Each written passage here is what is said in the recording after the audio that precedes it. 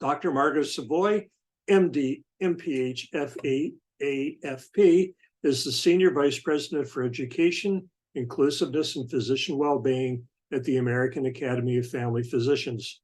Before joining the AAFP, Savoy served as the chair of the Department of Family and Community Medicine at the Lewis Katz School of Medicine at Temple University, and Chief Quality Officer for Temple Faculty Physicians, Inc. She was also was an attending physician at Temple University Hospital and at Christiana Care. She also served as medical director for the Delaware Division of Youth Rehabilitative Services and as an attending physician at the Pennsylvania Department of Health's STD Clinic. Dr. Savoy earned her bachelor's in science degree in neurobiology and physiology from the University of Maryland in College Park, and her medical degree from the University of Maryland School of Medicine in Baltimore. She completed her master's of public health at the University of North Carolina, Gilling School of Public Health in Chapel Hill, and completed her residency at the Crozier Keystone Family Medicine Residency in Chester, Pennsylvania, just up I-95. Dr. Savoy completed postdoctoral fellowships in vaccine science with the American Academy of Family Physicians, geriatric interdisciplinary care at Thomas Jefferson University, and in health information technology with the Office of the National Coordinator for Health IT. Margot, I don't know how you have had time to do anything other than go to school, but we'll turn it over to you to find out how you balanced all that. Everyone, Dr. Margot Savoy. Well, thank you so much, everybody. So I did put together some slides, but I just wanted to start by first apologizing that I don't have a very loud voice today. I'd like to tell you it's because I got so super excited about the fact that I was coming to see you that I was just cheering about it all week. But the reality is that we had our big annual meeting last week with all the family doctors in the country coming together in Chicago. And I think I just talked myself out. And so unfortunately, I don't have a very loud voice today, but it doesn't hurt. And so we'll keep answering questions until you guys run out of questions today. But I did want to walk through a few slides before just to get us started, and then I'll open up the floor to questions. And so feel free to drop things that are on your mind in the Q&A as we're going through. And if there's something really urgent, you can flag it and let them know you want them to interrupt me and ask the question now.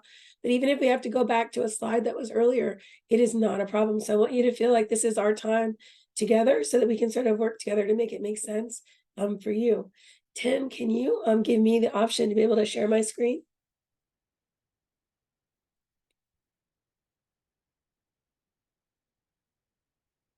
Thank you. So what I want us to spend some time talking about this evening at the beginning is just what is family medicine? Because the most common question that I get asked is when I tell people, they're like, well, what do you do? And I'm like, I'm a doctor. And they're like, what kind of doctor? And I'm like, I'm a family doctor. And then I get a weird look that kind of goes, well, what's a family doctor? Like, I don't understand what that is. And so it's my life's mission to make sure that people know what a family doctor is, what a family doctor does, and why it's the best job on the face of the planet, and why I really think that more people should consider it as they're thinking about careers in medicine. And so after I get done, I'm kind of hoping that you're going to be able to at least tell somebody about what a family doctor does. Name a practice style or setting that a family physician might show up in, because I suspect you've probably met lots of family doctors. You just didn't realize that's what they do. And then identify at least one reason why having a primary care physician is a really good idea for your health. So if you don't already have a doctor who you see regularly, it's really important. And I want to make sure that we don't walk away from our time together without you realizing how important it is for you to have your very own doctor who you trust and who you can talk to about your medical questions and concerns. So the first start is sort of just thinking about what is family medicine sort of in this big picture. And so the most simplistic answer is that it's a medical specialty. And so when I think about it, there's lots of different kinds of doctors. When I went to medical school, I was a bit ignorant about medicine in general. I mean, I knew I wanted to be a doctor because I thought I knew what doctors did. But the reality is I had no idea how many different kinds of doctors there were, all the different things that doctors could do. And when I started, I went in and they were like, what do you want to be? And I'm like, I want to be a regular doctor. They're like, what is a regular doctor? I'm like, I don't know. Like when I was little, we used to go to the doctor, and my mom went to the doctor, and I went to the doctor, and my dad went to the doctor, and we all went to the same doctor. And like, they took care of us. Like we didn't get sick very often, and we never really had to go to the hospital very much. But like when we got sick or when we were well and we had to go get our vaccines, like we all had the same doctor. Like we went to the same doctor. I want to be that kind of doctor. And they chuckled a little bit and they were like, that's called a family doctor. And I'm like, okay, because they take care of the whole family, Margot. And I'm like, oh, and the idea is that it's just a medical specialty. So just like pediatrics, the doctors who take care of kids, or internal medicine, the doctors who take care of adults, family medicine is a medical specialty. It is a group of doctors who are trained to treat most of the things that people come in with. But really, the point is supposed to be to really focus in on this idea about comprehensive healthcare. So they're not supposed to be sort of specialized in only one thing. They're supposed to take care of all of you. And in taking care of all of you, they're supposed to be able to take care of your family. And a lot of times it means that you're not just taking care of a family, but you're oftentimes taking care of a community, which is what you're going to hear about from me later about why I love it so much and why I think it's a really special occupation in a job that I wouldn't trade for all the money in the world. So family medicine is just one of the many types of being a doctor, but I'm never really sure all the time when I'm talking to folks if everybody realizes what it takes to become a doctor. And so I like to back up with a slide similar to the one that's on the screen now that just reminds us, what the steps are to go to be a physician. Because again, like I say, when I went to medical school, no one in my family was a doctor, so we had to learn this stuff on the fly. And there were parts that I didn't know about. Like I didn't know when I was in college and I was telling people I wanted to be a doctor. I had no idea there was a residency thing that you had to do after you finished medical school. I honestly thought that when you went to medical school and you graduated, you just went out and got your job as a doctor. So I learned very quickly that wasn't true. And so I just want to make sure that as you guys are thinking about careers and thinking about what you're going to do, that you know the totality of what you might be signing up for. So undergraduate, so going to college, usually you need to get a 4-year degree. Of course, some people are smarter than me and they can finish their degree in 3 years. I took all 4. But you go to a college or a university, you do not necessarily have to pick an undergraduate major that's in a science field, but there are some very specific classes that you had to have taken in order to be able to prepare for medical school. And so they'll give you a list that tells you, like, you have to make sure that you take in, this sort of math class, this sort of science class. But for example, there were people in my medical school class who had degrees in English or social sciences or even history. Some of them even had degrees in social work. And so you don't have to be a scientist per se, in the sense that you have to have a Bachelor of Science. Some people even had a Bachelor of Arts. And I say this to you because sometimes I think people think that if you go to college and you don't get a certain degree, that you'll never get into medical school. And that's not actually true. You should get the undergraduate degree that you are most excited about, the one that teaches you what you want to learn about. And then you just make sure you get the prerequisite classes that you need to be eligible for medical school. So you don't have to give up your whole dream of getting your English degree, for example. To be a doctor, you can do both. So you don't have to pick one or the other. But you're going to spend 4 years in college making sure that you get those prerequisite classes done, but then also whatever your degree is going to be. And then you'll get into medical school. It's going to take 4 years of medical school. In medical school, people don't graduate with a specialty. So believe it or not, people go into medical school as a student and they come out to be a resident that's going to learn about the specialty. But in medical school, you get taught about all the different specialties. So in the first 2 years, you spend time learning about the body, about what goes right and what goes wrong, about how the body functions, and then also what the diseases are that can cause the problem. Then in third year, you start doing clinical clerkships where you actually go and you basically learn from all the different practicing doctors what it is that they do in their specialty. So for example, you spend a month with surgery and a month with family medicine, a month with pediatrics, a month with internal medicine, and you learn what all the different doctors do. And then in the end, you decide which one you like, and you apply for something called a residency program, where you basically get 3 years of apprenticeship training under people who have that specialty, who teach you how to do that particular kind of medicine. So when I was in medical school, and like I say, when I went in, I was like, oh, I think I want to be, a regular doctor. They let me know that's a family doctor. So in my 3rd year of medical school, I applied to do family medicine. And in my 4th year, I was selected at a family medicine residency program. And then I went there to train for 3 years, just learning family medicine. Now, family medicine is a really cool specialty in that we got to go back and learn about other specialties all over again, because a lot of what we do is general. And so we have to be able to connect people back to the different specialists and know when they need to be referred. And so we had the opportunity to spend time with a lot of different specialists again. But we genuinely got to go back and do a lot of our rotations all over again, just at the next level up, so that we really have a good understanding of all the things that go wrong with the person and how we can help them. After your residency, now depending on what type of doctor you decide to be, residency can be as little as 3 years or as many as 7 years. It can even be longer if you end up going on to do a fellowship, which we'll talk about in a second. But for family medicine, for internal medicine, for pediatrics, they're all 3 years. Some of the surgical residencies, for example, are more like 7 years. So you actually spend a lot longer time in your training, particularly if you have to learn how to do a particular kind of surgery as opposed to being a more general surgeon. So it varies by the specialty. After you're done your residency, you actually can sit for your exam to get your medical license and you can go get a job. And so you actually can go practice medicine and do your work however you want to do it. But there are some people who want to do something more specific. And so they actually want to do something that is a subspecialty or a deeper dive into one part of medicine. And those folks do something called a fellowship. So after they've done their 3 to 7 years, depending on what their underlying specialty was going to be, they go on to get additional training in their fellowship, which can last another 1 to 3 or 4 or 5 years, depending on what it is. So the way I think about it, the more specialized the thing is, the more years it takes. So if you think about somebody who's, a neurosurgery doctor who does brain surgery on children, they may need to take lots and lots of years because they have to learn surgery, then they have to learn brain surgery, then they have to learn brain surgery on children, and that requires stacking all those different levels of knowledge before they're ready to go out and practice. Versus if they were just going to be a surgeon, they don't necessarily have to do all those extra fellowship things. They may be able to just go out and start doing surgeries with their practice after they're ready to go. And so it depends. So not everybody does a fellowship. In fact, most doctors don't do a fellowship.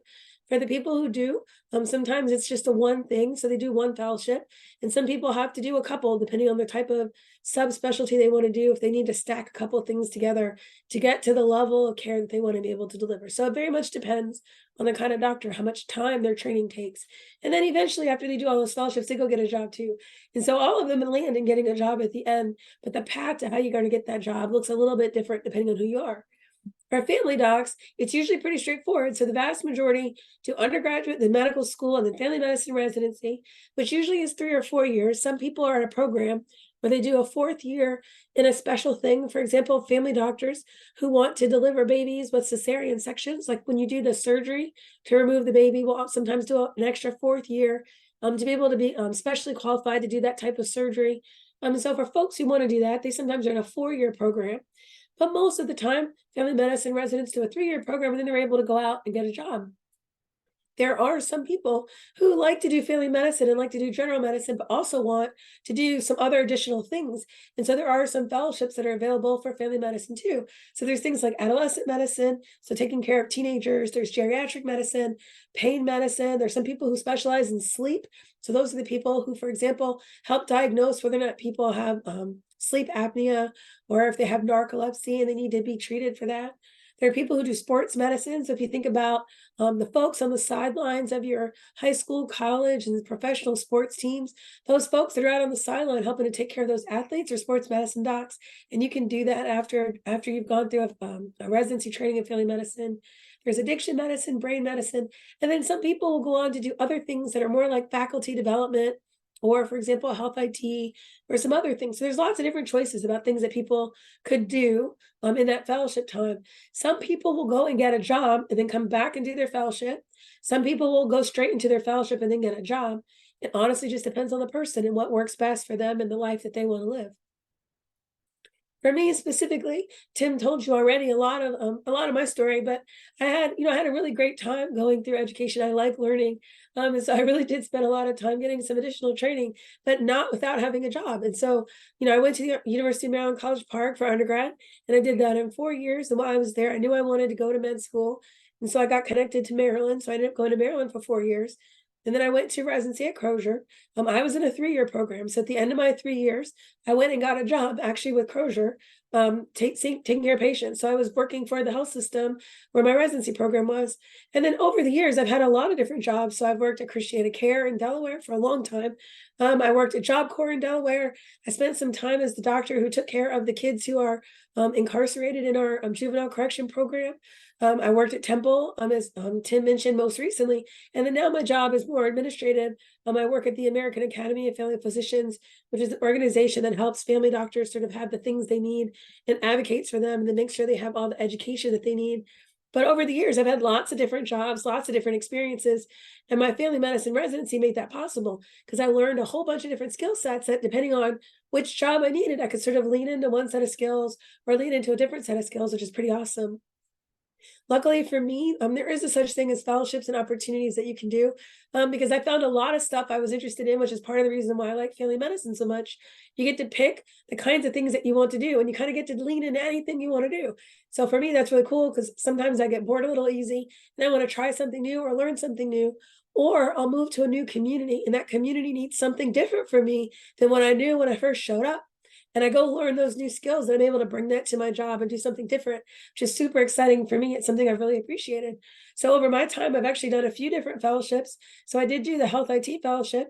I also did one at Jefferson around geriatrics because I found that I was taking care of a lot of elderly patients, and I wanted to make sure I could do the best care for them. I spent time at Michigan State doing a faculty development fellowship since it seemed like my career was going to go down the pathway of teaching. And I wanted to make sure that I could be the best teacher that I could be for future family doctors and for future physicians in general. So I got a whole degree just on that, or a whole fellowship just on that. And then I got a whole other degree because I got very excited about the fact that when I started to learn more about families and the care of taking care of families, it turns out that families don't live in isolation, right? So we as people live in this sort of context that is our family. And that family unit's really important, but our family lives in the context that is our community. And taking care of communities is important to family medicine, but it's a little bit outside of the reach of what sometimes we're able to do. And it turned out that the people who are doing some of that really important work outside of my office were people in public health. And I wanted to know more about that. And so I went back and got a degree in public health and then was able to bring together what it looks like to come from the public health side and what it looks like to come from the physician side and how we can meet in the middle to make sure that we create communities that are safe and that are well and that support health and well-being for the families that I want to take care of inside my practice, so that when I'm giving them advice and giving them ideas about what they need to do, they can take that back to a place where they can actually do those things in a place that makes sense. And so that to me was really important. And so I got to spend some time doing that also. So like I say, the beautiful part is that, having a degree, if you'd asked me, a decade ago or even 15 years ago, Margot, like, what does a doctor do? And I would tell you, oh, all doctors do is they see patients in the office or in the hospital. That's their job. Turns out there's so many other things that you can do in addition to seeing patients that can be really valuable and make it possible for your patients to get the care they need. In the life that I get to live now, not only do I get the chance to see patients and take care of them and to take care of their families, but I get to help influence policy in the community. I get to help write laws and make arguments for why we need to advocate for things to be certain ways. I get to go argue with insurance companies about why patients should have access to things that they need. And all of those things come together to make that community a better and more wholesome place. And if I need, certain things like better computer systems to be able to manage the patient better, I can make an argument for that too and go make that case. And the whole way through, I get the opportunity to teach new generations of family physicians what they need to know in order to be available to take care of you and me. And that honestly is the best job I could ever imagine. But it's changed a lot over the years. And I tell you that because I think that sometimes we think about it as one job and you only get to do one thing your whole life. And for me, that would have been kind of dull and probably a little bit boring. And it turns out that's not true at all. My life has been evolving over time. And as I grow and learn and develop, my career has grown and developed with me. And it's one of the things I love about the fact that family medicine gave me such a broad base.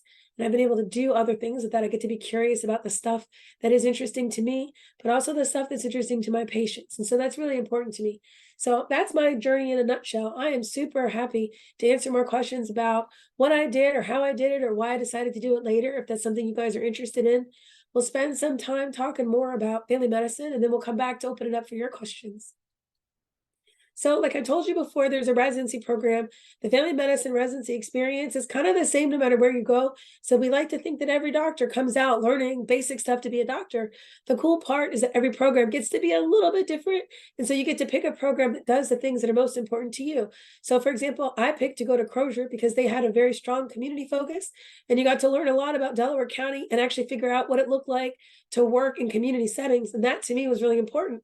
And I wanted to know how I might be able to do that work work in the future. So I wanted to train that way.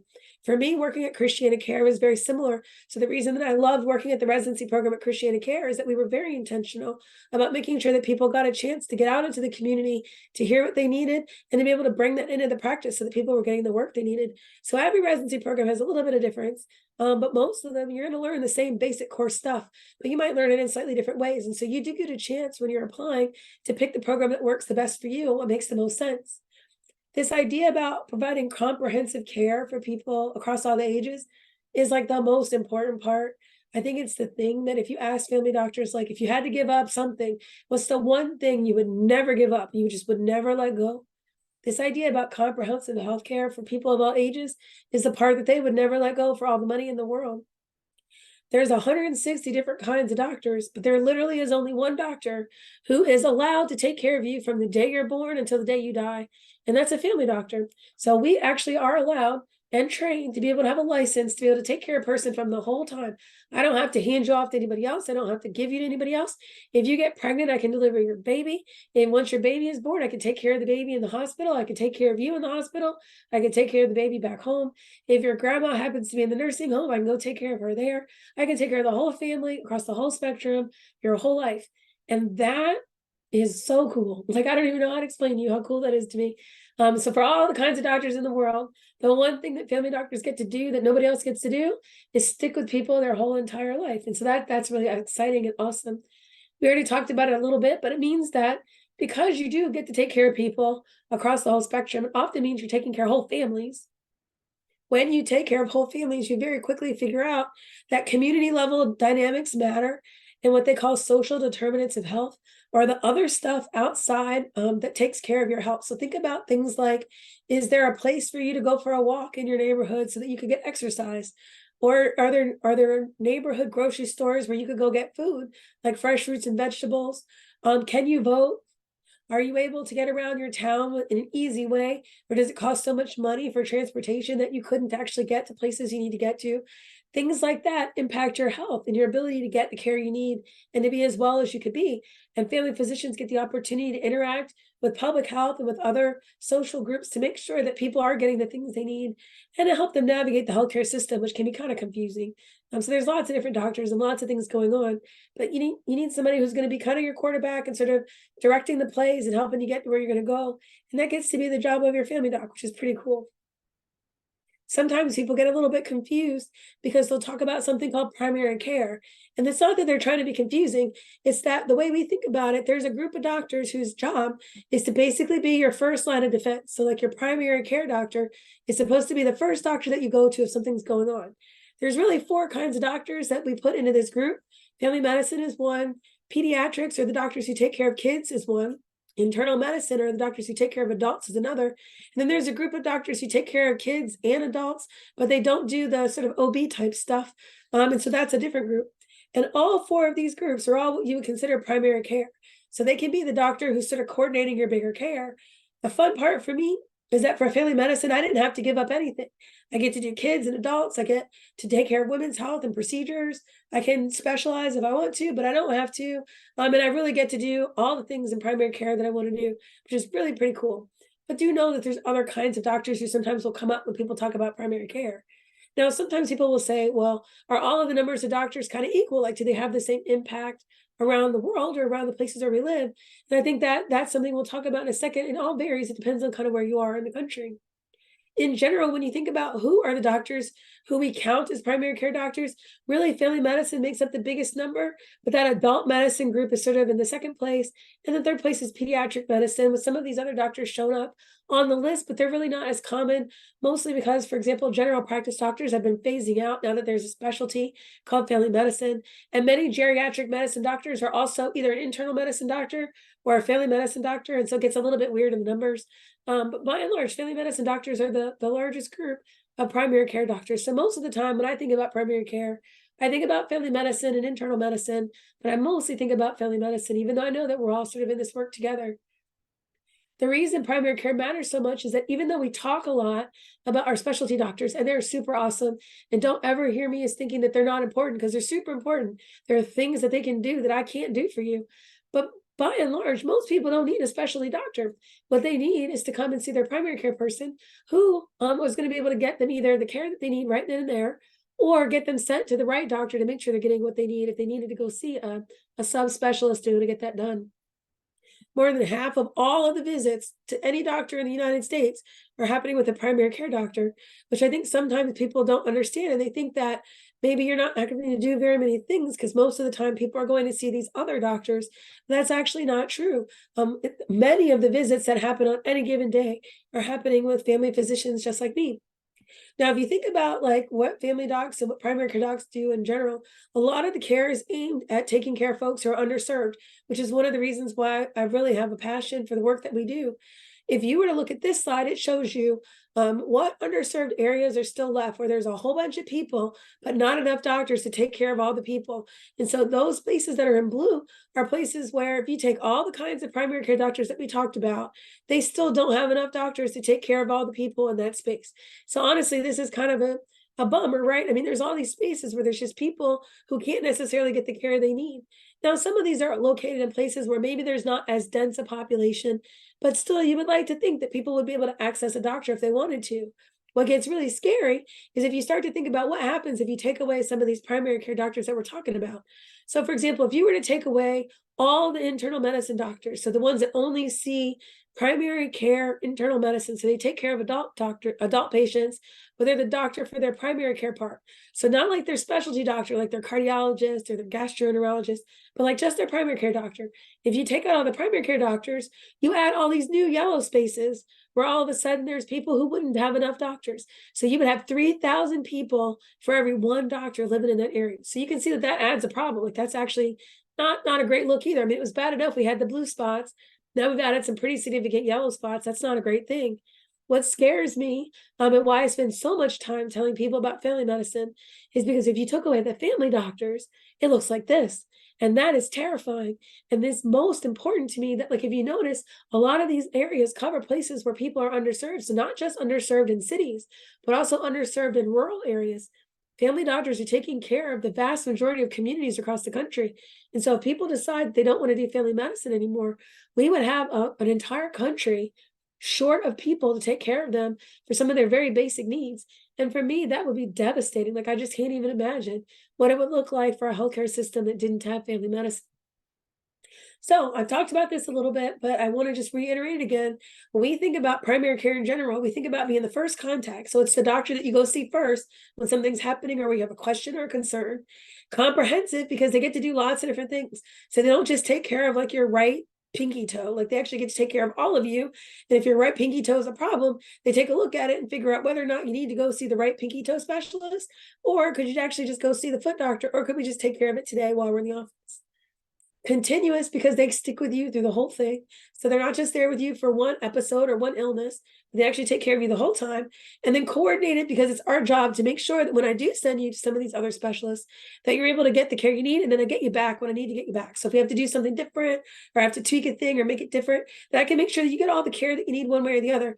And even if it means I have to go send you to see another doctor, that at the end of the day, you still understand what's going on with you because there's somebody who's sort of on your side, making sure that all the things that you need to understand are sort of explained to you in a way that makes sense, but explained to you in the context of your overall health and your own health goals, like what's most important to you.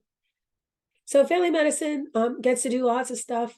I've already mentioned this once before, so I won't belabor the point, except to tell you that sometimes people think that all family medicine doctors do is take care of colds all day. And that's actually not what we spend most of our time doing. So most of our time is spent doing chronic care management, which is taking care of the things like hypertension and diabetes and the stuff that commonly affects us as people. But we do a lot of different things. Sometimes I hear a question like, well, can any doctor really do all those things, Margot? That seems like an awful lot of different stuff. And I don't think that makes a whole lot of sense. And so I always bring up this slide and then I show them this. All the stars are work I've done in the course of my career or that I currently do. People who I've gotten to take care of, and I didn't have to go get extra training necessarily. It's just people that I got to take care of over the course of the time. And so I just point out to you that there's a spectrum of things, including taking care of patients in the hospital and even taking care of patients in the ICU. And so there's just an opportunity for you to do lots of different things, depending on what it is you're interested in and what you're passionate about. Family docs are able to do that. Again, I'd say before, people think all day you're doing colds, and colds are on the list. Like, you do see people have a cold, but really we spend our time doing high blood pressure, high cholesterol, doing physical exams, vaccines, which is one of my favorite things, which is why Tim made the joke about me wanting to give you guys all a shot. One of my favorite things is where you get to combine public health and family medicine, and that's vaccines, because you can prevent all kinds of disease and save lives.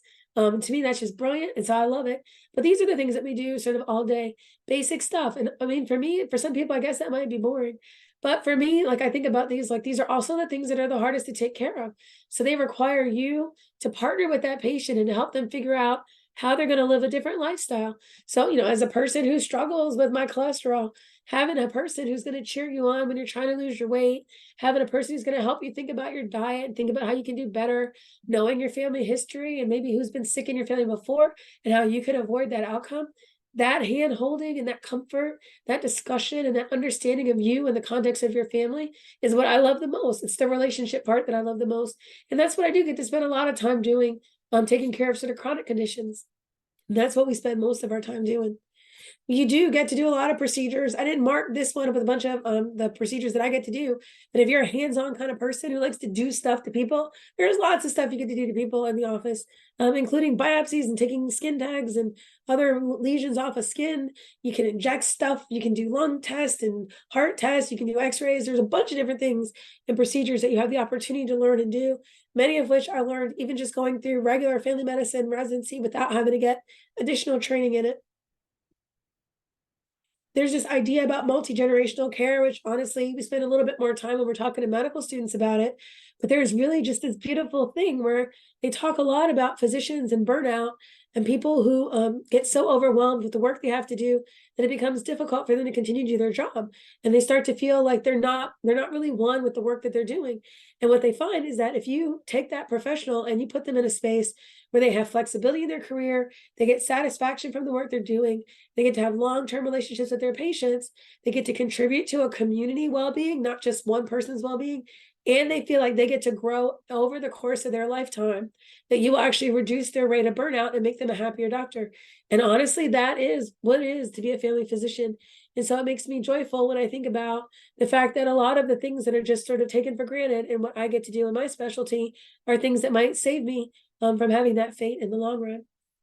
If you're a person who does have an interest or do think that, I really think I want to do one specific thing, therefore I can't really do family medicine, I would just push back a little bit that you might actually find that you can do something specific if you've got an area of interest.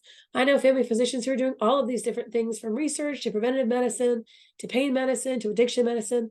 What I find most fascinating about them as a group, though, is that even the people who are like, I thought I was going to spend my whole life doing just addiction medicine.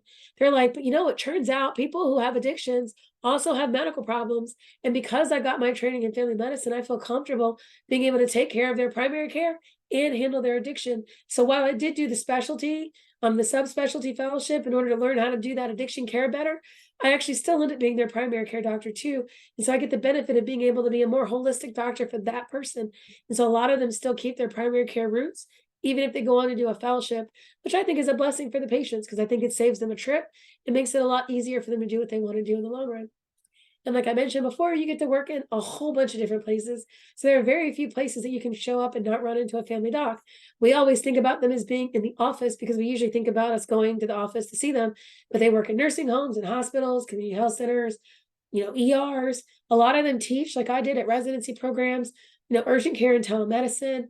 There are many of them who run your school health center. So if you look at the doctor who's running your school-based health center, often they're a family doctor. Sometimes in college, the people who are running your college health center, like the student health center, is often a family doctor. They also do things like public health and policy. And so they actually do get an opportunity to do some of the other things I talked to you about around advocacy and really making sort of those long-term policies that change the health for everybody in the country, not just for one group or another. And then there's people who do research. And so if you got an interest both in bench work, so like that hardcore science research, or if you like doing bigger data sets and thinking about bigger policy things, you can do research in any of those parts. I know family docs who do that work on a regular, including people who work at places like the FDA or like HRSA, like some of those federal government places. I know family docs who work in all of those spaces and places.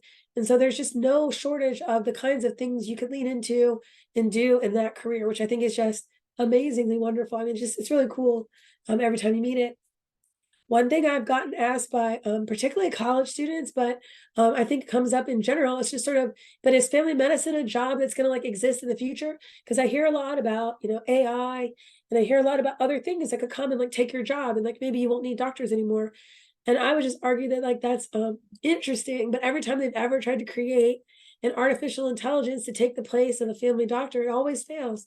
It can't quite pull together the level of complexity that's needed to manage a person with all their different things going on, even though it's a computer. It's because it loses out on some of the human element, the ability to sort of take it to the next level. I'm not worried that AI is going to take away the job of family doctors. I am excited about the fact that AI is going to make it easier to be a family doctor and make that information and the technology and the things that you need to help take care of that patient better, like more easily available at the tip of your fingers, and so that you get to navigate and help that person a little easier. But honestly, it's a job that's got a growing salary. There's a growing job market. There isn't a day that goes by that I don't get 2 or 3 emails offering me another job, doing something in family medicine somewhere else. So that's not a concern. So if that's one of the things you're worried, I wouldn't be able to get a job, or maybe I can't take care of my family. I just I don't know why that's still the myth, but I'm just telling you that's not the case. There are lots of places, like, for example, older patient populations, for people who are interested in that, are going to find that there's going to be lots of people to take care of as we go forward. And our ability to do this high tech, integrated with high touch, is going to be the way of the future. And I just think it's a brilliant place for people to be. So if you're interested in sort of underserved social medicine, taking care of the underserved, this is where they're going to land. Like, this is the folks you're taking care of, because chronic care is ultimately what they're going to need from you. And so the people who are able to deliver them that continuous chronic care over time are going to be the doctors who are going to be their number one people, because they're going to need somebody who can actually help them, not just for a little window of time, but over time, to be able to get the optimal health out of their life. So at the end of the day, family medicine is a medical specialty. It's trained to treat most of the things that could bother you comprehensively, to take care of you over your whole lifespan. So from the day you're born to the day you die, your family doctor can be right there beside you. You too can be a family doctor. So I'm telling you this because I got to be a family doctor. And honestly, I didn't necessarily have a whole bunch of people in my life who knew how to do that. And I'm telling you that you can do it. I'm happy to answer questions about how you can make that possible. If there's anybody on the call who knows high school or college teachers or advisors, I wanted to throw this opportunity out for them. So the AAFP has something called Family Medicine Champions, which is a program where they help take things like the talk that we had today and a bunch of other stuff that helps people learn about family medicine and make sure that the students get access to that information. And if they're interested in partnering with the AAFP, they can get a whole bunch of information for free and be able to take that back to their high school or their college and to be able to use that in the place. And so I didn't know if anybody's got access or content, or if you're at a high school and you think your guidance counselor would find this super helpful, please feel free to share with them. So it doesn't cost them anything. It's just information that we wanted to put together to make sure that people had access to what they needed. And with that, I'm going to pause and see whether or not there's any questions that I can help answer for you all. Oh, yes, there are questions. Let me turn myself back on here. All righty. I'm going to do these in the order that they were received. So the first one is, what is the difference between emergency medicine and family medicine? Oh, that is a great question. So I'll tell you the truth. So back in the day, there was no difference, because what used to happen back in the day is that the emergency medicine doctor was whoever the doctor was who got tapped to cover the emergency room in the middle of the night because somebody had to cover the emergency room. In more recent years, so in the last like 15-ish years, they actually are now their own specialty. And so doctors who are emergency room doctors actually go to a medical school, just like I told you about the medical school for everybody. And then they choose emergency medicine as their specialty. So whereas I did 3 years of family medicine, they do 3 years of emergency medicine, and then they go on to do emergency care. Interestingly enough, even today, you're going to find a lot of family doctors working in emergency rooms. So they're not emergency room doctors. It's that a lot of emergency care is also urgent care. And many of the urgent care type things that are happening, particularly in places like that fast track part of the ER where people go in and they broke an arm, they just needed splinted for a second. I learned how to do that in residency too. And so we could do that in the office, or you can do that in the ER. And so you'll find that in many emergency rooms, there are family docs who probably are staffing their urgent care side. And in rural hospitals, you may find that the family doctor is still the actual emergency room doctor who's taking care of people in that setting, because sometimes they have a hard time finding, additional doctors that are willing to move there. And so that physician is the person who's taking care of people in the ER. But it's a different specialty, so they do slightly different things. They spend more of their time in the hospital. Their rotations look a little bit different, and they spend a little bit more time doing things like trauma, so that they're able to manage some of those cases when they come into the ER a little bit more effectively. I did an ER rotation, for example, in my training, but I didn't have to spend, months on months on months in the ER like they do. And so it's a little bit different training, even though you might find that there are some family docs who do that job as their day job all the time. Right, okay. So next question, and you just referred to this. To be a doctor, isn't it a hard job, and do you have to do overnight shifts?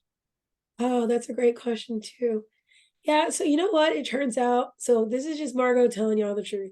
So it turns out like all jobs are hard jobs. They're just different kinds of hard. And so you have to decide what kind of hard is the kind of hard that you will either get something out of, make the world better, or you get enough money that you're willing to be okay with that.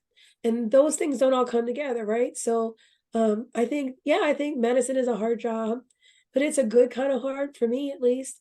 At the end of the day, even my worst day, I know I helped somebody, and it's not everybody who gets the opportunity to help somebody every day, and that's a blessing. And so for me, it's never harder than the blessing that I get from helping somebody that day, even if the thing I'm helping them through is something really tragic or something really hard.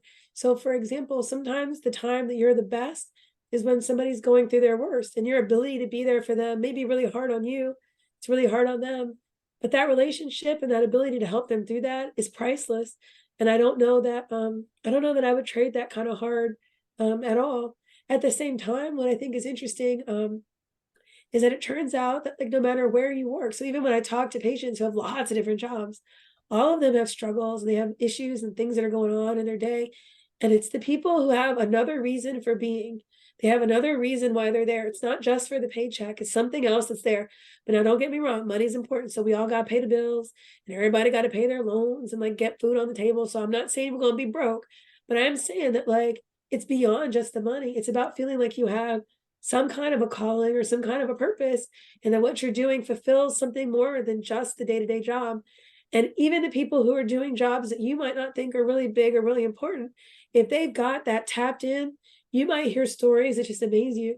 Like I think about sometimes when you walk the hallway in the hospital or even in the building. Like sometimes it's cool. You get to talk to the people who are working in the building. And some of the most interesting stories will come from people who, I think people walk by and ignore them, but I think they're fascinating people. So like you'll stop and you'll talk to the security guard and you're like, what possessed you to want to be a security guard? Like, why would you want to get up every day and sit in that chair and just watch people coming in the building? Like, that doesn't drive you nuts all day. And they'll tell you, like, yeah, you know what? Some days it's boring, but I'm not here to be a security guard. And you're like, oh, what are you here to do? I'm here to make sure that the patients have a safe place to get their care so that you can make them better. Wait, what? Like, that's a whole nother level of a purpose. And you're like, so you wake up every day to come and make sure I'm okay? And they're like, yeah, like, I mean, people don't always act right. And I need to make sure that you're going to be safe so the patients can be safe and they can get what they need. And that one time that we might need somebody to have security, I'm going to be here to make sure that you're okay. That's why I get up every day and go to work. And so, hard jobs are everywhere. And look, if you ask them, they'll say their job is hard. If you ask me, I say my job is hard. But those aren't the same kind of hard. But that calling to something slightly different, like something a little bit higher, a little bit deeper, closer to your heart, I think is the difference between what makes hard worth it and what makes hard just hard for no good purpose.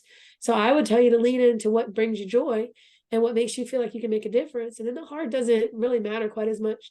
It becomes a different kind of hard. Right.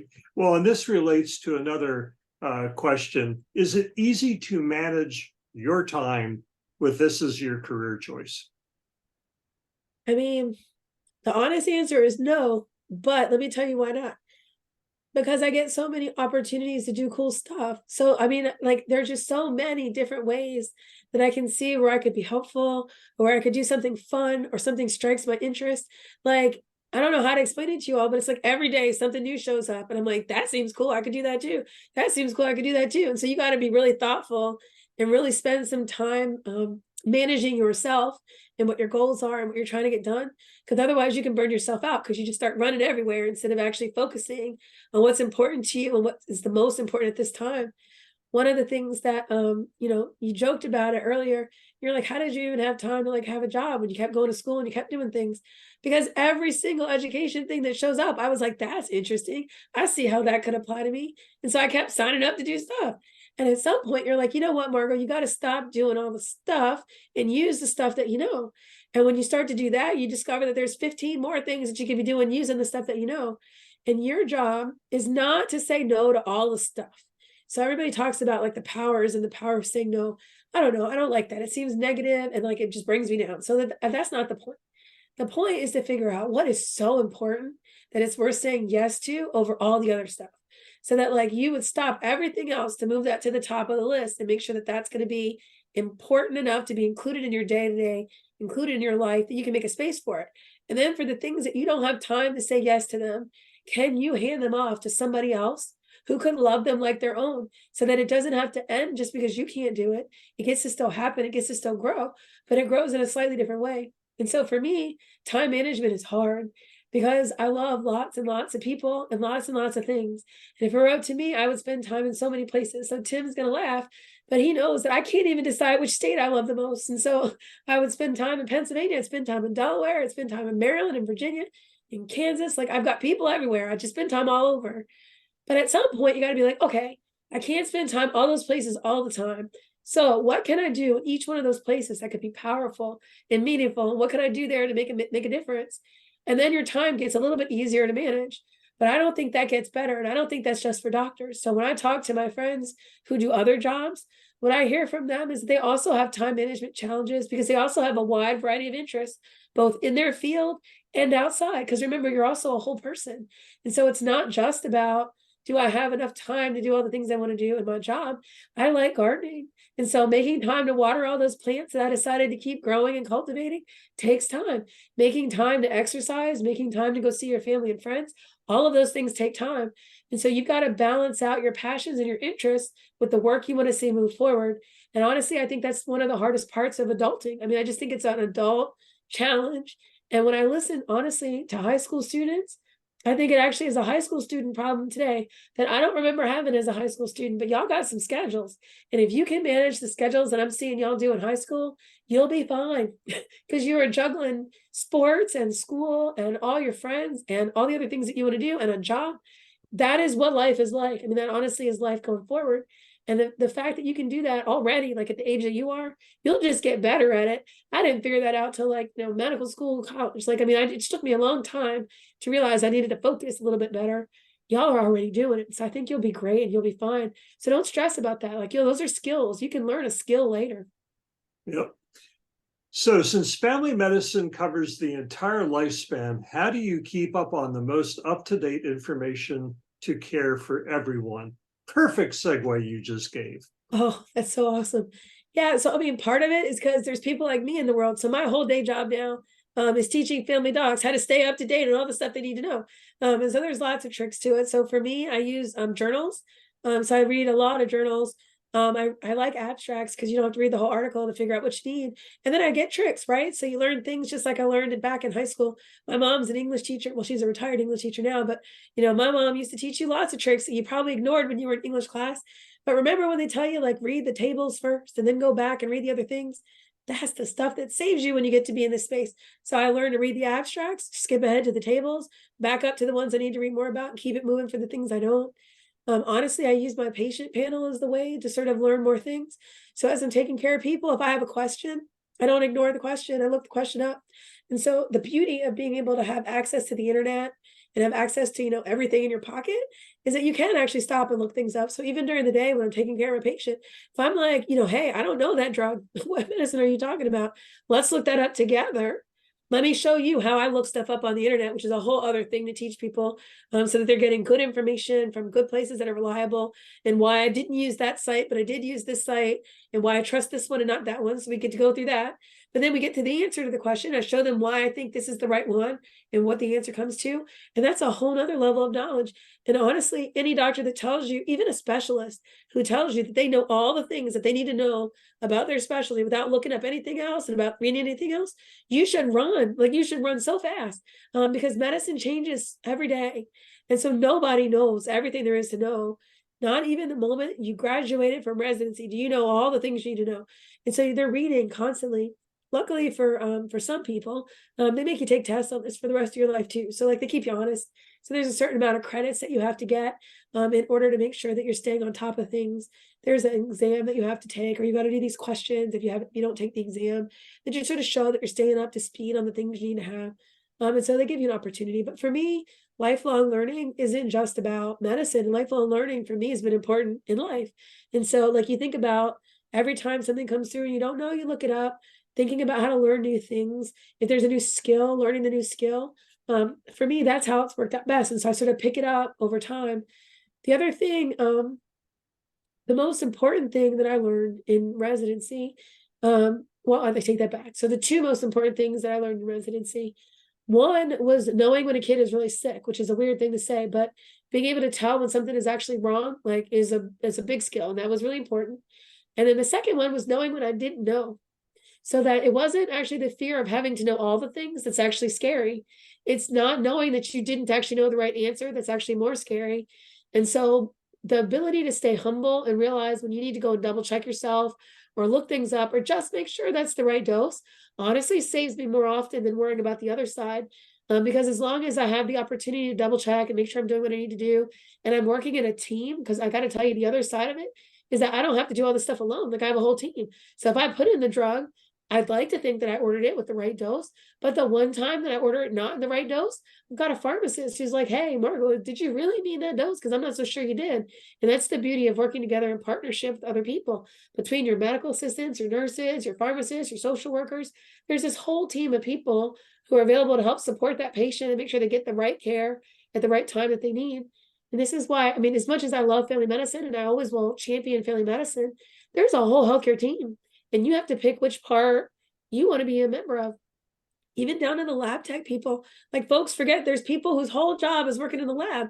And so if working in the lab makes you happy, don't be a family doctor if that's not what you want to do. I mean, I get to play with microscopes, but it's like every now and again I play with a microscope. If you're in love with playing with the microscope, there are whole jobs where that is literally your job all day long. Healthcare has got so many spaces and places for people that you should lean into the one that would make you happy. So don't stress about having to know too much, because you're going to have to know too much for everything. And that's not just medicine, that's literally life.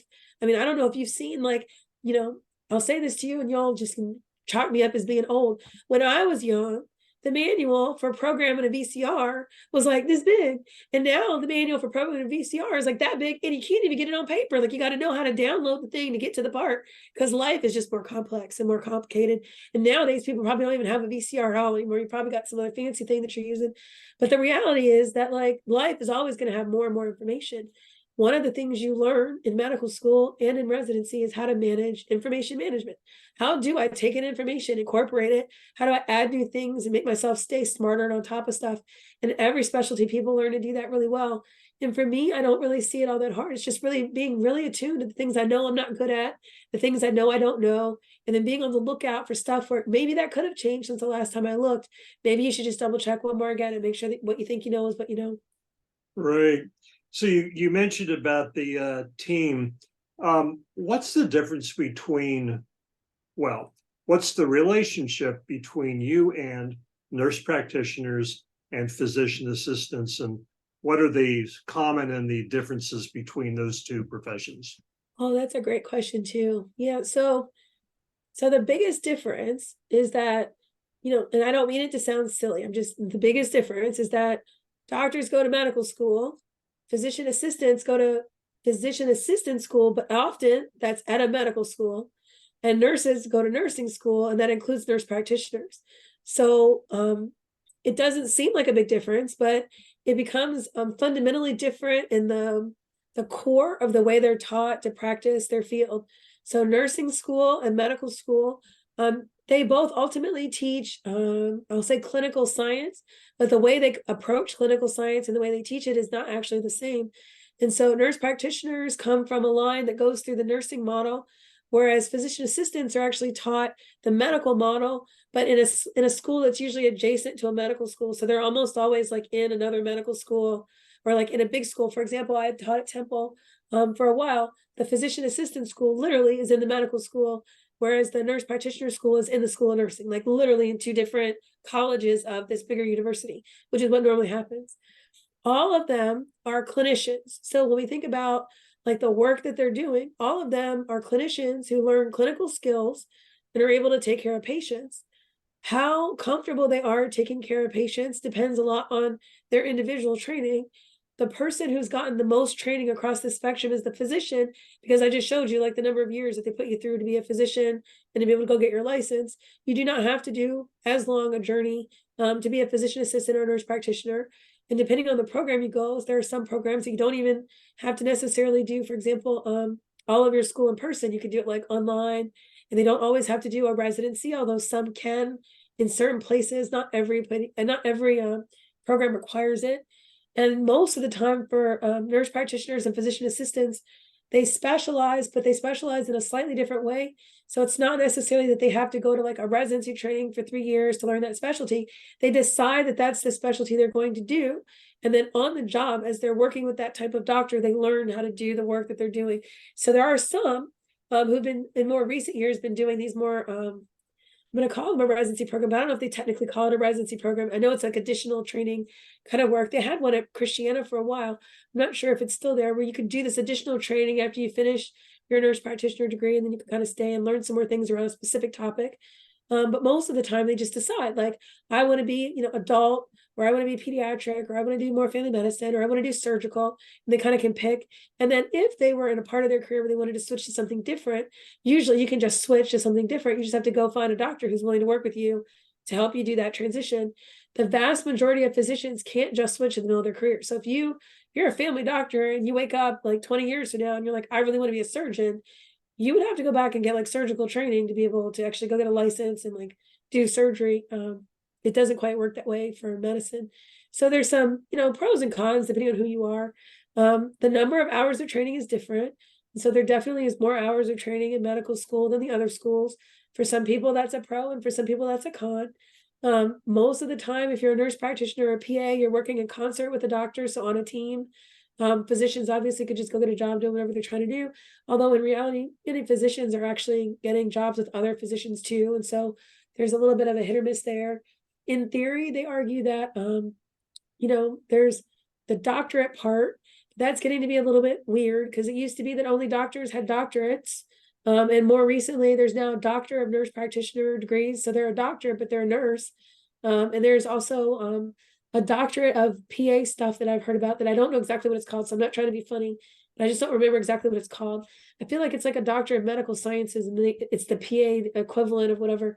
So some people do end up getting a PhD kind of doctorate. So they're still not a doctor, like they don't have an MD, but they're a doctorate because they got the doctorate in their training. And so it becomes very confusing very fast. Yeah, I guess it's the best way I can describe it. And so, I mean, what used to be true and what's true today looks a little bit different. So some people are getting different abilities to do certain procedures and different abilities to do certain kinds of work. But the vast majority of the way I think about it is that it depends on the level of autonomy that you want to have in your career, and how important it is to you to be the lead of the team as opposed to a member on the team.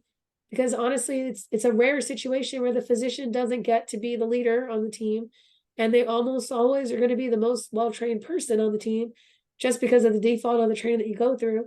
That comes with additional costs and training and some of those things. If you're a person who that's not important to you, you wanted to have clinical experience, but that's not what's driving you, then you might find one of the other careers to be equally satisfying. It very much depends on the person. Right. Thank you. Well, so I'm just going to grab one question out of here, which is more of a personal one, to you. So how long have you been a doctor for, and do you plan on doing that for the rest of your life? Oh my gosh. So let's see. I think I have been a doctor for 21 years. Yeah, I think it's been 21 years at this point. Oh my gosh, I'm getting old. Do I plan to do that for the rest of my life? So that to me is a philosophical question. And I say that because I don't think that I will ever not be a doctor. Um, Even if I'm not practicing and seeing patients, I feel like I will always be telling people what to do about their health, because I love them and I want them to be well. And I don't know that clinical medicine defines you being a doctor. So to me, like, I think I'll always be a doctor, but I think what you probably meant was, will I always practice, like see patients? And my answer would be yes, but, and I say yes, but because what my practice looks like today looks very different than what my practice looked like even 2 years ago. Because nowadays I rarely see patients in person. Because of the job I have now with the American Academy of Family Physicians, I'm all over the country doing all kinds of things all the time. I don't have a set office practice. And so I mostly do urgent care telemedicine at this point. That way no patient is dependent on waiting just for me to be able to get seen and have the things they need. At the same time, I think and miss all the time about the patients who I really love seeing all the time and having that relationship over time. And I could easily see myself going back to having a practice where I can see people. But I don't know that I could do that in the job I have today. But I don't like I told you all, I get excited about things really easily. And I could easily see myself, picking up something different to do or doing something different at the time. But in my job now, I still get to do a bunch of things. So I do the telemedicine part for my clinical care. I still teach medical students. So I teach medical students at Georgetown in DC and at Temple in Philly. I teach dental school students in Philly, so at Temple. My day job is taking care of all this education stuff for the family doctors. I run the Center for Diversity and Health Equity. I sit on a bunch of different panels for the government and for other organizations like American Cancer Society and some of those groups, helping to help do their work. I get to still do public health stuff and advocacy work. And so I like my life is very, very full, even without necessarily having to just see patients only or just do this thing only. Like I've been very blessed over my whole career, that I've always gotten to do a mix of both, which I think keeps me balanced. And it always reminds me what I'm doing it for. Because when I'm doing my advocacy work or my teaching work, I remember the patient and why we're needing to do this. When I'm taking care of the patient, I know that I know the latest and the greatest because I'm still teaching it. And so it makes me feel balanced in my ability to do the things I want to do. So as long as I've got, the ability to do that, I don't see me stopping anytime soon. Right. You just mentioned two words that really resonate for me, and I wondered if you could expound on them. Why are diversity and equity and inclusion important? Oh my gosh. So fundamentally for me, it's important because, to me, so if I back up, the most important one is inclusion. And we all talk about it, but diversity, equity, inclusion are three different things. So diversity is just that you should have lots of different people and lots of different voices and input. Equity is that everybody should have an equal say, particularly around the things that impact them. But inclusion to me is where the money is. So inclusion isn't that I listen to everybody equally about everything. Inclusion is that I make sure that I've got a lot of different voices and I listen to them, but I include them in the decision making. So that in the end, we're getting the right solution for the right people at the right time. And so, when I think about healthcare, how can you decide for another human being what is most important for taking care of them if they're not included in their own decision? And if you're using tools or research or medications or approaches, or even physicians and clinicians and people who are only trained to take care of one type of person or to hear one type of story or to understand one lived experience, how can you be sure the thing that you're trying to do to me is the right thing for me? And how do you know that you're not creating the disparity that you think you're trying to close because you don't even know enough about me to know that what you're using doesn't identify the problem in me or doesn't help me know what I need to do the best way, or that this isn't the best medicine for me and it wouldn't get me where I need to go. And so to me, it's just fundamentally necessary that if everything that we're doing, you need to have diverse thought. This is true in policy. This is true in research. This is true in clinical care. I laugh sometimes, but it's not always funny when I think about the number of times that people talk about things that seem so matter of fact. Like, I thought everybody had trouble getting the sensors for things to cut on. I didn't know that they train sensors on white people's skin so they can't always see black people.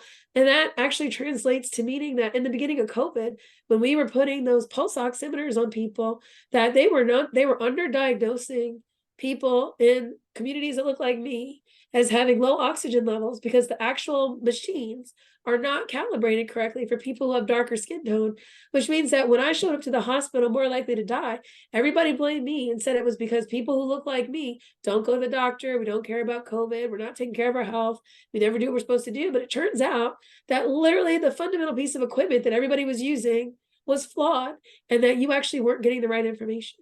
Or I think about, things like preeclampsia, where people don't listen to women, like they just ignore women. Like they come, they tell you they're having a problem, everybody blows them off. Even when they say they're not, they still do.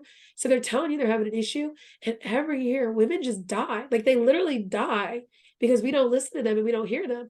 Well, I suspect that that would not be true if when we did studies and when we were doing all this work, we were studying what does it look like to be a woman going through labor? What does it look like to be a person who's delivering a baby? How does that happen? What does that blood pressure look like? Are we using the right monitors? Are we using the right cuffs? Like these are things that people just take for granted that we must be fine. But if everything is always measured against one standard man who isn't necessarily even standard, then you're doing things halfway that didn't have to be done halfway. In this age of technology, in this time of like rapid research and ability to iterate, how can you do any of that if every time you're always going back to this default that was based in sexist and racist ideologies that are just not addressing the problems that people have? And so I can't even understand why people ask. I know why you asked the question, but I can't understand why people are really still fundamentally asking themselves why we even need that in medicine, because every patient deserves to have people in that study and enough of them to know that the treatments that we're using are actually going to work on them. And that's across the board for every treatment, for every medication, for every intervention. And I don't know how you do that if you don't think about and intentionally include people. And if you don't have those researchers available to help remind you because they're not included either. And I don't know how you ever make that better unless people are out there beating the drum and saying it over and over and over again. And so for me, that's a hill I'm willing to die on. Like, I just don't understand how we can ever in medicine with a straight face not think that inclusion is one of our number one goals. Because time after time we come back later and we're like, oh yeah, you know what, it turned out that guideline that we thought you didn't have to do X in everybody, yeah, so there's groups of people where it turns out you did need to do that after all. And if nobody looks, if nobody's paying attention, that's my dad or that's my mom that might have died because you weren't paying attention to know that there was an exception to your generalized rule. And I just think that's unacceptable, especially as we move forward when we have all this access to data and ability. I can't have you out here building AI that's going to be making decisions that's based on studies that I know are flawed because people didn't include enough of the right mixes of people, the right data. They interpreted things wrong. I absolutely refuse to let us go into this next generation of medicine still doing that. And so for me, that's why it's so important. And it's why I think you can't have medicine if you're not thinking about DEI. And the I for me is the most important. And it's not just because you want to have a kumbaya moment and everybody feels included. It's because to not do that is to kill somebody. Like, I mean, I really believe that. Like, it's really just to kill somebody, be it slow or be it fast. Health disparities kill people. And that's how you create the disparities. And so it's just to kill somebody, to decide their life is not worth studying and learning more and to be able to make them a priority too.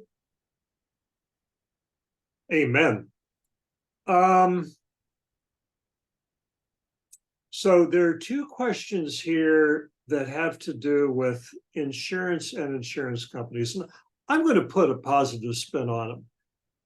What's the relationship like these days between insurance companies and medical practice? It's complicated.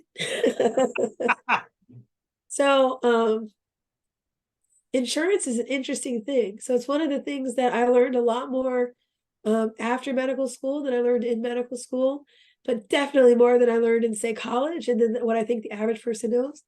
So, in theory, insurance is supposed to allow access to people. The idea is supposed to be to take some of the risk off of you as an individual and to spread it across a bunch of people so that the person who genuinely gets really sick has enough coverage to support them, while the people who are not that sick don't really need it, didn't really matter to them anyway. And so it's supposed to balance itself out over time. And I think that fundamentally, like, that's a really decent concept. And the idea that, like, instead of you not coming to see me because you don't have the money to see me today, and we could figure out another way to make that work, there's a thing there that makes sense. And I see why doctors and insurance companies thought that working together might make this make sense in the long run. Where it gets complicated is that ultimately insurance companies have shareholders who they are beholden to return a certain amount of money. And once you add a person needing to make a profit, not that's being reinvested necessarily back in you, but that's being sent to someone else's pocket, it changes the dynamic. And that dynamic now means that I'm better off as an insurance company if I find ways not to give you the care that you need, or not to pay the doctor the money that they need to take care of you, or in the worst case scenario, to just not even let you be my patient because you cost too much, and I'm going to just exclude you altogether, and make it not possible for me to have to deal with your risk at all. And so, in some ways, like, I think insurance by itself is not inherently a bad thing. Like, I don't know that that's concept itself is wrong. What we've done with the commercialization of medicine, I think, is the bigger challenge and the bigger problem. And I actually think people need to pay attention to it, because you're worried about insurance today because they seem like the big problem in the room. But there's even bigger problems coming that are even bigger than them. And I think about, for example, people who have venture capital money that just buy companies to like get all the money they can get out of them, and they sell them to other people, which everybody knows that's what they do. Like, it's like literally their whole job is like to take all the money out and give it back to you and then like sell it to somebody else. And for a long time, like, that was a no-no in healthcare. Like, people would not let those folks into the healthcare market. And I mean, honestly, you saw what happened with Hahnemann Hospital. And it will continue to happen because people continue to have the need for the money to pay for the difference between what the insurance company won't pay you and your ability to keep your practice open, to keep your hospital open. And so people lean on that money to try to close that gap. And in leaning on that money, it just further destabilizes that system. And so, on one hand, I think insurance companies have the ability and the power to do really good things. And I've seen some of our partnerships work really well, where people get together and form some of these accountable care organizations, and they really do take seriously that the cost savings that they make are being fed back into the community. So it's not that, like, if I save, $10 because your diabetes doesn't get bad, that I get to take the $10 and go home. I use that $10 to buy, a glucometer for somebody else so that their diabetes also can stay better, and then all of us stay better, so then the money just keeps getting reinvested in us as a community, and we get healthier and more well and better over time. That, to me, is a really great opportunity. It's the sort of promise of population health. It's that promise of how public health could maybe intersect with medical care in a slightly different way than we've done in the past, and actually do some work for like communities of people. Unfortunately, what I find frustrating, personally, is that I spend more of my time worried about the other side of it, which is that because people want more and more money to put in their pocket, they make me jump over higher and higher hurdles to be able to get paid back for the thing I did. And so while patients get very frustrated because they feel like you're not looking at me, you're not talking to me, you're rushing me out of the exam room, you don't care about me, they don't understand that in order for me to keep this office open, I have to see 30 more of you today, and then spend another 6 hours at home writing notes to justify what I did for you, which seems very straightforward, in the exact right way. Actually pay for it. And what they pay me is going to be not the whole amount, because they don't think I deserve the whole amount. And then when they take your prescription and decide that, even though they agree that it's on the formulary, that it takes 5 more phone calls and 3 more pieces of paper to get that covered, I'm going to have to do that on my own time too, because they don't pay me back for that time either. And I don't know that people always understand that that dynamic drives some of what they're so unhappy about in their office. They think the doctor just doesn't care. The doctor doesn't want to spend time with them, or that the doctor just isn't interested. You're just cramming more people in because you make more money. And what they don't understand is that for the average doctor, they don't actually make any more money seeing more people on any given day.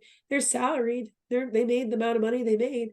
The only thing that's keeping that number high is because if they don't see that many people, the practice could close. And the idea of losing that ability to have access for people is just a travesty. And I feel like insurance companies are complicit in that. I think they know what they're doing, but I also understand why. And it all depends on what your goal is. And if your goal is to make money and sometimes look like you're helpful, they're doing a great job. But if your goal is actually to be helpful, I don't know that they're always doing a great job. Indeed. Lots of people saying in the comments about what a dynamic, enthusiastic speaker you are, and they Oh, you think. guys are too sweet. I get excited about this stuff. He knew why to call and ask about this. I get all fired up, and then like you can't get me to stop.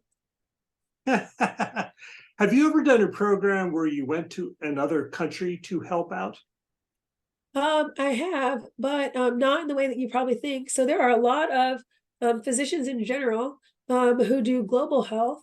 And when I say global health, it can mean a lot of different things. So some people literally train to go take care of people in other countries as their job. Like they know that when they grow up, they're going to go to some other place and that's where they're going to take care of people.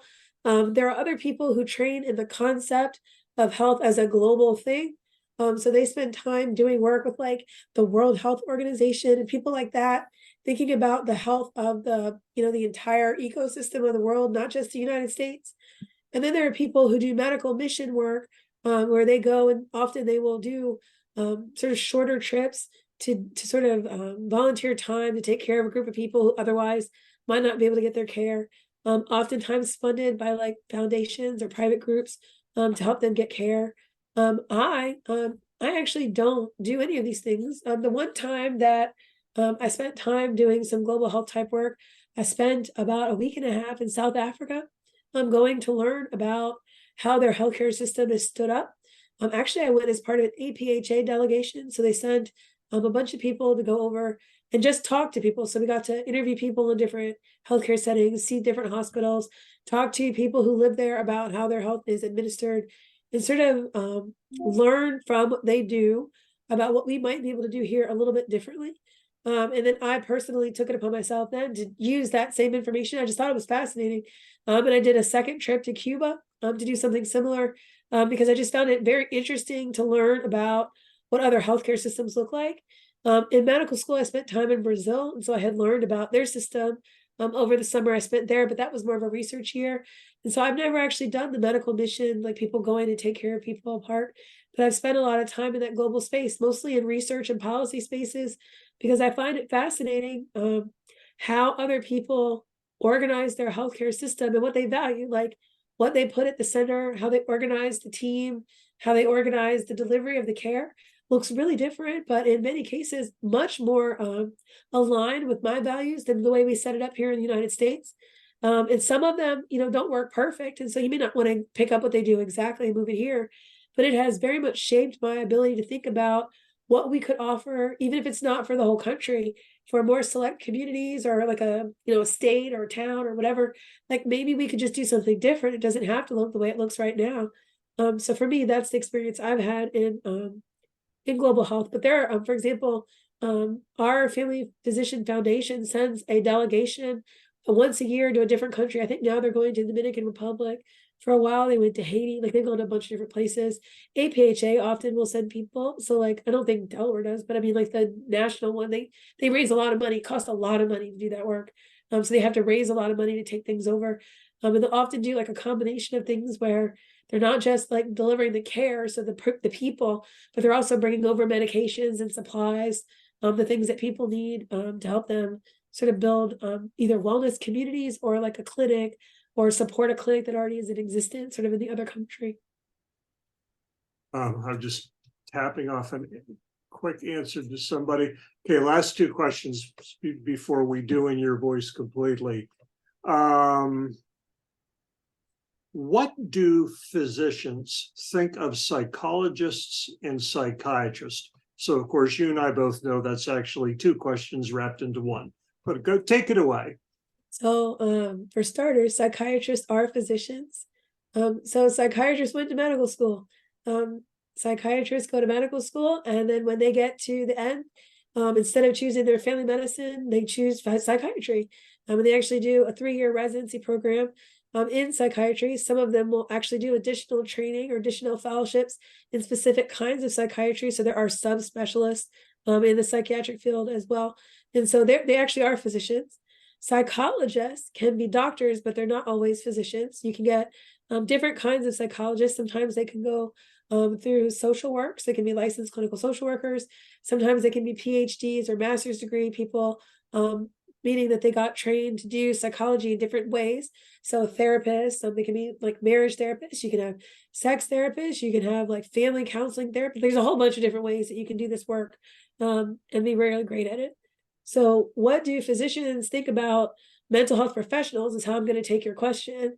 And my answer is they're like the best thing since sliced bread. So there are very few things that you can get done if your mental health is not well. And so, at the end of the day, if you can't support a person through their whole personness, you're going to struggle to be able to get them to even make the basic life changes.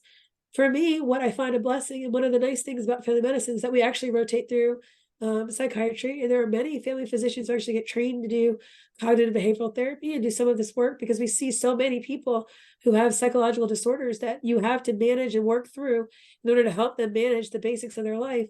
And so for me, I find it incredibly important. We had a psychologist who literally was in my residency program who trained me what I was supposed to do and how I manage people, because it happens so often and it's so common. Despite that being common, there's a lot of stigma in our society. People don't like to talk about it. There's not enough psychiatrists, there's not enough psychologists to do all of the care that really needs to happen. That was true before COVID. And honestly, COVID just blew that up. I mean, it made it so difficult for people to manage the stress and the grief and the loss, the fear, the loneliness, and the anxiety that we just really set off a lot of emotional turmoil for people that really hasn't been resolved, if you ask me. I mean, there's a lot of people who still need therapy that have not yet gotten it and probably won't ever have access because of the way we pay for it in our country. And so we love them. They're actually really great members of the team, oftentimes really valuable. There are some people who, think about it like you have to go lay on a couch and do a thing. And I would just tell you that that's not always the case. So, I mean, there are some people for whom there's a couch. Often there's a couch because they're doing family therapy and you got more than one person in the room, not that you're going to go lay on it. But there are psychoanalysis people who do that work. But there's also a bunch of therapists that help you with some really basic stuff like health behavior change. So, I've tried successfully and unsuccessfully to lose weight many times in my life. And the most successful of all the times that I ever was, I actually had a behavior person who was a behavioralist whose job was to help you be mindful about your eating. And her job was to help you think about the things that you're doing and to realize that your emotions were driving your hunger and that it had nothing to do with you actually being hungry and actually challenging your ability to think that through. That's mental health. So the idea that you didn't have to eat your way through your feelings, that you could just feel your feelings and only eat when you were hungry, probably has saved me 50 pounds over the years. And these are the things that they can help with.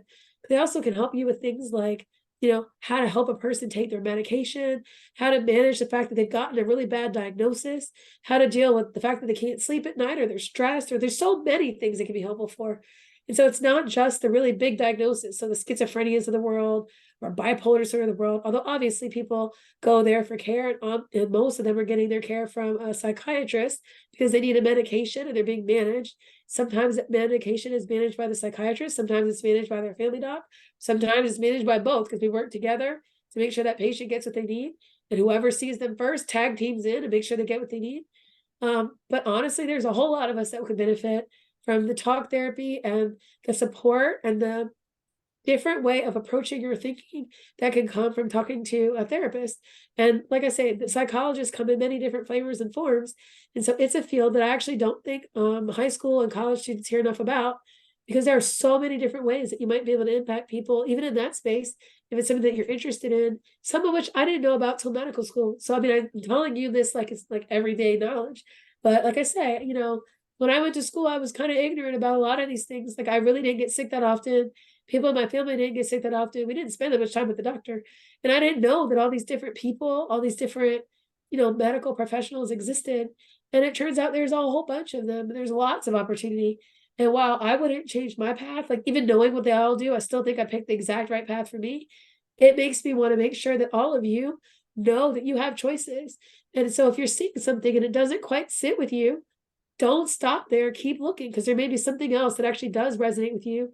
And the more that you spend time with people, meeting them, shadowing them in their office, talking to them in your groups, inviting them to come talk to your high school or college group so that you can learn more about what they do, the more that you're going to understand and know what your choices are. And for me, choices are everything. It just gives you an opportunity. So, I mean, from the bottom of my heart, I love them. I mean, I love them all day, every day, because they make it possible for me to do the things I do. I do wish that we paid them better, and I do wish there were more of them in the world. Dr. Savoy, thank you very much. We thank your voice, which did spectacularly well. And everyone, we'll see you next week for Heart and Circulatory Care with Chris Odo. Have a great evening, everyone. Bye-bye. Bye, everybody. Good luck.